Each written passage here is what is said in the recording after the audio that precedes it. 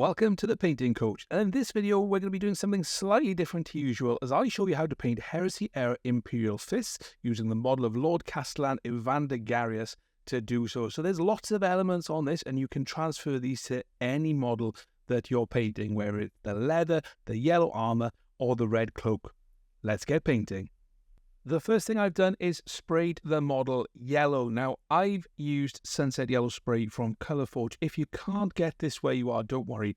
It's essentially an exact match for Averland Sunset. So I've primed the model with a light bone colour and then sprayed the Averland Sunset over it. I've sprayed the cloak red and I've sprayed the inside white, and I've ended up getting that everywhere as well. But that's fine because that'll help me with the highlights a little later on.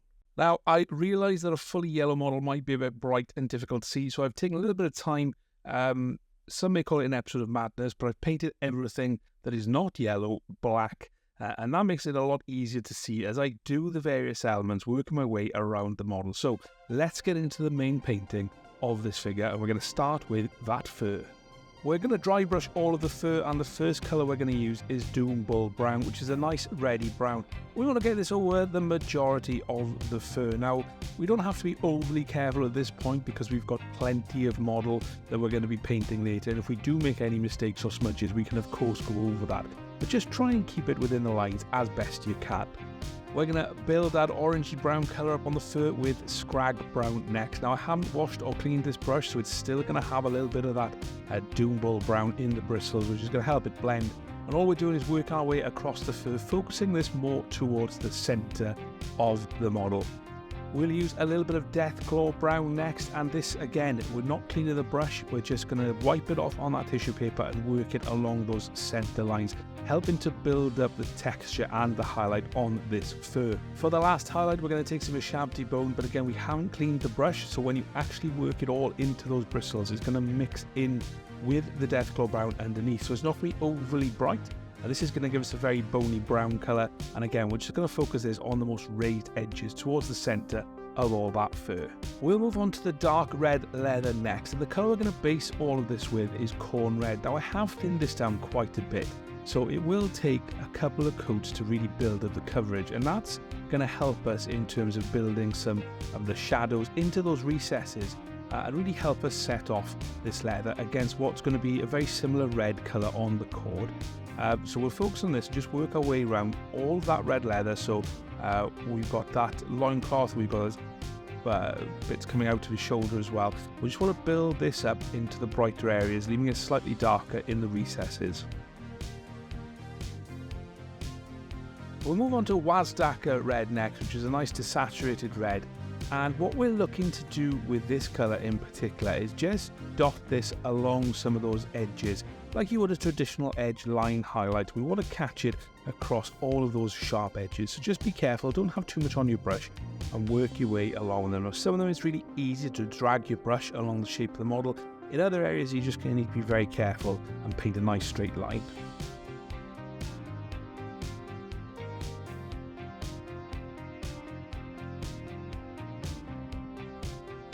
To weather and distress some of that leather, we're going to take some Squig Orange. Now, once again, I've thinned this down and I've got very little on my brush. Now, whereas in the last step we pulled full line highlights onto the leather, with this we want to use more of a stippling motion. So along those edges that we've highlighted, we want to stipple the Squig Orange, which means we're just going to dot it and tap the brush. So make sure you've got a good point and not too much paint. We're going to focus this again on those areas where the leather is folded, and also on those sharper edges that are going to get more wear and tear. This can be a really nice distressed look.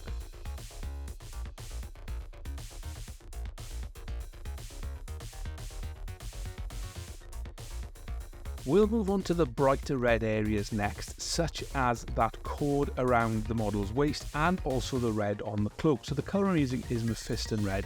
And firstly, what I'm going to do is I'm going to paint this all over that cord, making sure that I don't leave any of it showing black, because we will go in and wash this model later on, but for now we just want to really build up the colour. Same for the cloak on the back of that cloak, and also some of the inserts as well. We're just going to paint the Mephiston Red, taking our time not to get this on any of the white bits, but certainly where we've already sprayed that white paint we can see where the highlights are. If you've sprayed it black and you're starting for a black undercoat, that's absolutely fine, there's no problem. We just want to get a nice solid coverage of Mephiston Red.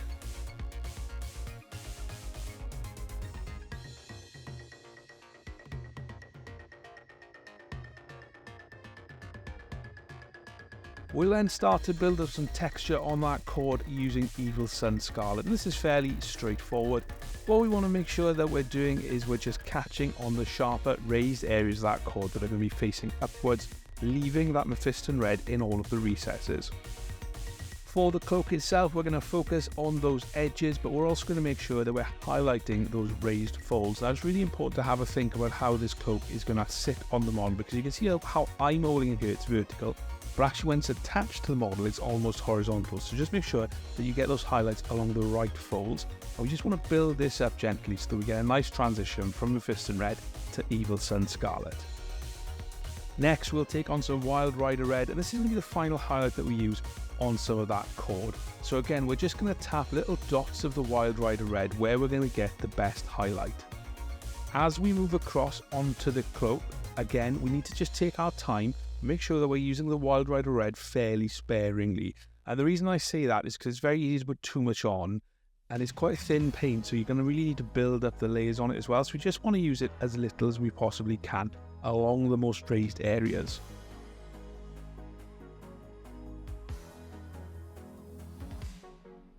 We'll finish off the highlights on the cloak with some very, very thin Trollslayer Orange, and also a very, very good tip on your brush. So you will have to put maybe more than 1 or 2 layers on because of how thin this is, and that's to make sure it flows. But we're trying to get this line as tight as we possibly can inside the Wild Rider Red, and this is the extreme highlight. We don't want it to be a thick highlight at all. It's going to be very, very thin.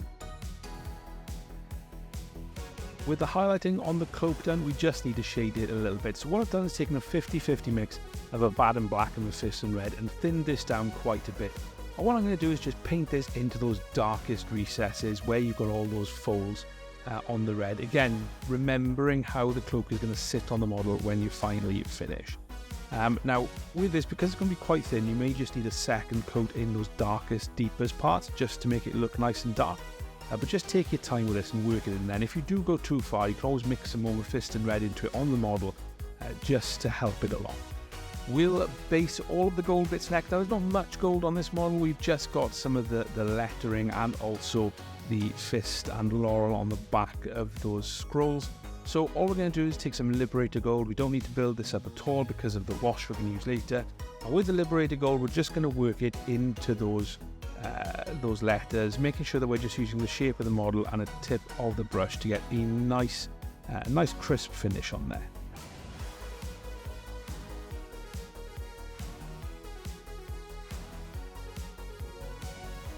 For any paper or scroll work, we're going to base all of that with Ushabti Bone.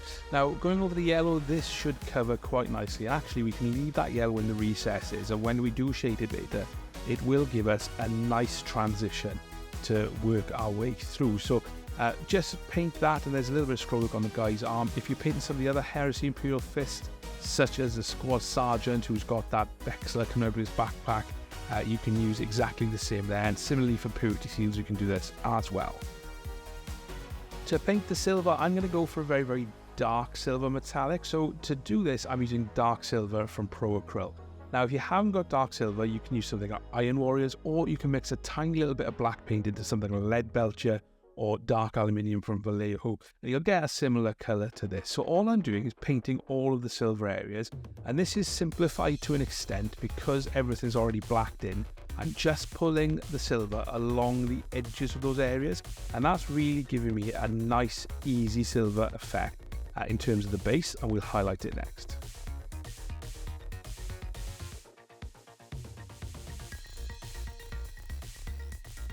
Highlighting the silver is nice and easy, but I will just pause the video for a moment and say that you are all going to be in shock that I'm not using chrome from Vallejo Model Air. I'm actually using silver from Pro Acryl. But if you've got chrome from Vallejo Model Air, Stormhost Silver, whatever you've got is absolutely fine. And all we're doing is we're just pulling the brush along those sharp edges that we've already painted silver. And this gives us a very nice and very easy highlight. It's really, really straightforward.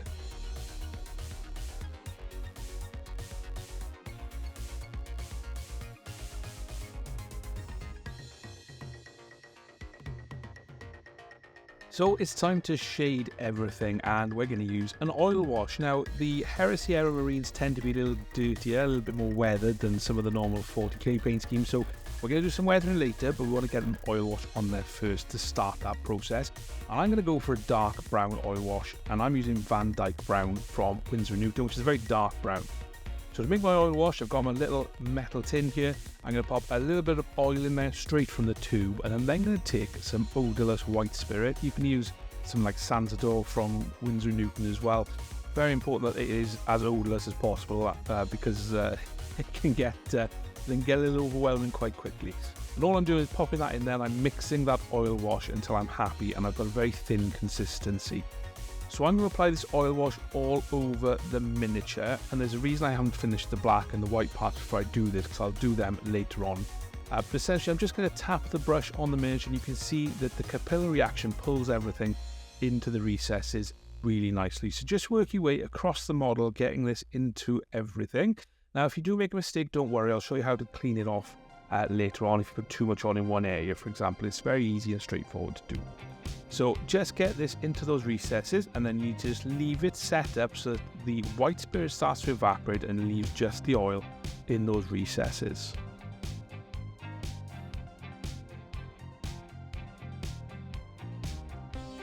So I've gone away, I've given this about half an hour, I've had a cup of tea, I've had a little sit and a mooch on my phone, and now I'm ready to take some of this oil back off. So I've got a little cotton bud or a Q-tip if you are in the US, and I've dipped this into that white spirit. Now, the reason I've done that is because I want to clean the oil off fully. I don't just want to kind of move it around a little bit, but I'm going to just dab this on a kitchen towel before I take it to the model.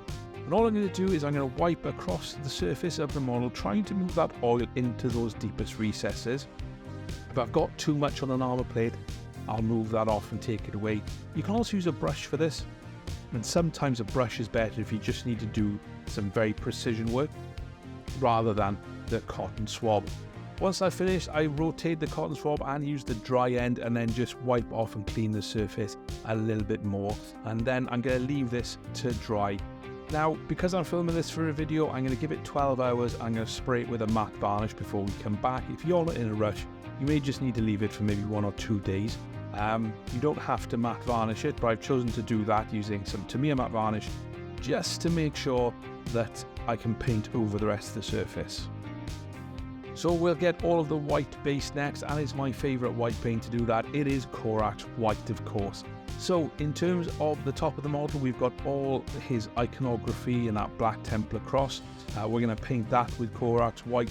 We're also going to paint the lining on the outside of his cloak as well. And if you do need to paint the inside of his cloak, you can do that at the same time. To shade all of the white, I'm going to use Apothecary White contrast paint. Now you can use something like Thin Down Fenrisian Grey if you'd rather, but I'm happy with the effect I get from the contrast paint. Now this is easy enough to do on the hard armour part, but when it comes to the inside of the cloak, we do just need to build it up very gradually. So don't put too much on your brush, paint it into those deepest recesses, and then if you need to, mix a little bit of Corax White into it as well, just to ease that transition a bit. To highlight everything, we need a nice bright white, and the nice bright white we're going for is bold titanium white from Pro Acryl. So you can use any bright white that you prefer, but this is my preferred one. So all we're going to do is just on the armor, we're going to edge highlight those sharpest, most raised edges that are going to catch the most light.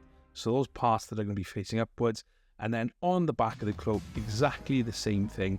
And remember what I said all the way through is make sure that this cloak is being painted in its orientation for how it's going to sit on the model, not necessarily how you're holding it in your hand.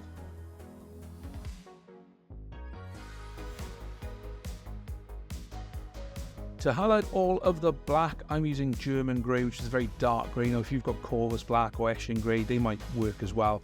Or you can mix black and white together until you've got a very dark grey. And all I'm doing is edge highlighting along the black part of the armour. So there's not a huge amount of black parts that we're going to edge highlight. We've just got the weapon casing, we've got the destroyed castle iconography, and also that Templar shield on his waist. To finish highlighting the black, I'm going to use Dawnstone, which is quite a bright grey in comparison to the German grey, so we do want to use it very sparingly. We don't want to go too overboard, because if our line highlights are too thick, it's going to look a little bit silly. So if you need to go back in afterwards and refine these a little, add a bit more black, then feel free to do that.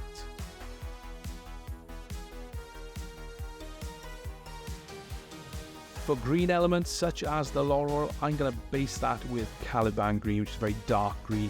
This is nice, easy and straightforward. You don't have to worry too much about shading it or getting stuff in the recesses, because we're just going to build that green up. I'm also going to use this on some of the power cables on the model as well. The first highlight we'll do is going to be with Warpstone Glow. Now this is a slightly brighter green. And in terms of painting the laurel, we're going to make sure we haven't got too much on our brush. We're just going to paint it over the raised surfaces, a little bit like an overbrush. So we're going to leave the Caliban Green in the recesses and catch the raised edges and sharp edges with the Warpstone Glow. And if you need to go back in and do a second coat, now I did have to do a second coat, then that's absolutely fine. Finally, we'll take some Moot Green, which is a much brighter green, and we're going to use this to catch the top edges of those laurels. So we're just going to use little dots here. We're not going to worry about overly highlighting these areas. And I am going to use this on the weapon power cables as well, just to really help make them pop.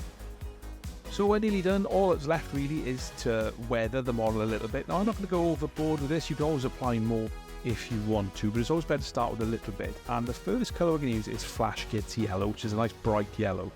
And we're going to use this very similar to how we used the Squig Orange on the red leather. And we're just going to edge highlight, but we're not going to catch all of the edges in nice smooth highlights. We're going to tap the brush along them so it gives us a nice stipple effect. And we can also do this in other parts of the armour as well to simulate scratches and little bits of wear, bits of chippings and stones and shells may have ricocheted. So just work your way around and be very sparing and think about those areas that are going to get the most wear and tear.